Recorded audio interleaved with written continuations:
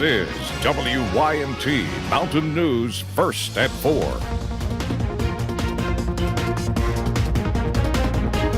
Good afternoon, I'm Steve Hensley. First at 4, one Pike County school was burglarized early Sunday morning. Surveillance footage reveals who officials think is Corey Price breaking into a door at Johns Creek Elementary School and stealing money from teachers' desks.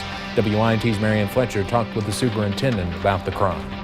School administrators tell me that these surveillance cameras showed Corey Price walking through those doors and walking into this classroom. My understanding, he damaged the door as it came in, and then he stole money.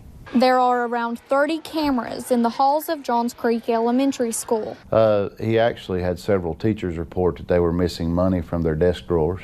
That is when Pike County Schools Superintendent Reed Adkins says Principal Chad Thompson checked the school's surveillance footage.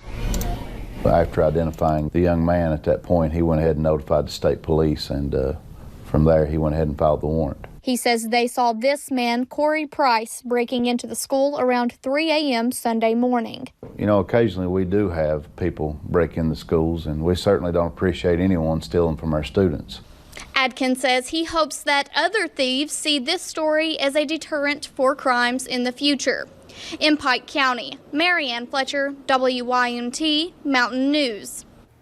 Officials say Corey Price was cited for third-degree burglary. Later at 6, you'll hear from Johns Creek Principal Chad Thompson.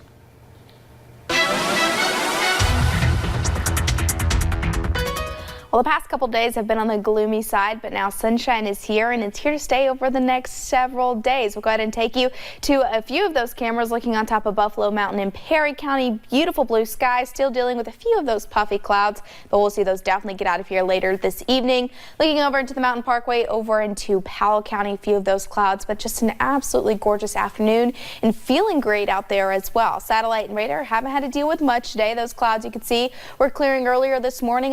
I know we dealt with a few of those rain chances. It was definitely soggy overnight. Saw a little bit early this morning, but scanning the skies now, we're actually looking at a very nice clean sweep. Just a little bit of that ground clutter from the radar. Check out those temperatures. Lower 80s, not too bad out there. Upper 70s if you're looking into Pikeville and over into Logan, West Virginia. Nice 73 looking over into Wise. And check out the dew points. We never talk about them when they're feeling good outside, but into about those low to mid 50s. It's that refreshing. It's comfortable outside, and that wind blowing a little bit, making it feel a lot like fall out there just a little bit. And we'll see that actually continue into tomorrow. Very nice temperatures as we head into your Thursday. Plenty of sunshine over the next several days. Now we do get a little bit warmer as we head into the weekend, and I'll have those details coming up in just a little bit.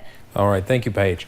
As Pikeville prepares to host Donald Trump Jr. during tomorrow's Matt Bevin re-election rally, many across the region are discussing what it means for the area. The rally will give folks a chance to gather at the Appalachian Wireless Arena to hear how Bevin would serve the Commonwealth if he continues to hold his role after the November election. Nancy Cade, a political science professor at the University of Pikeville, says she expects a decent turnout for the event, saying many people will likely travel from surrounding counties and even states. She says the decision to host the rally in Pikeville makes sense for Republicans. The Bevin campaign and the Trump campaign for 2020 realize that Eastern Kentucky is extremely important to carrying Kentucky and keeping Kentucky red. Later, we'll hear more from Kate about the significance of the rally, as well as some thoughts from a couple of her students. And while Donald Trump Jr. is coming to our region tomorrow, he was in North Carolina today to campaign for a GOP state Senate candidate. Trump attended a fundraiser for State Senator Dan Bishop, the Republican candidate in the do-over House election in North Carolina's 9th District. The special election is set for September 10th. It was called after ballot fraud was discovered aimed at helping the Republican candidate in last year's election. A Southern Kentucky man is facing charges in connection with an assault on a 2-year-old.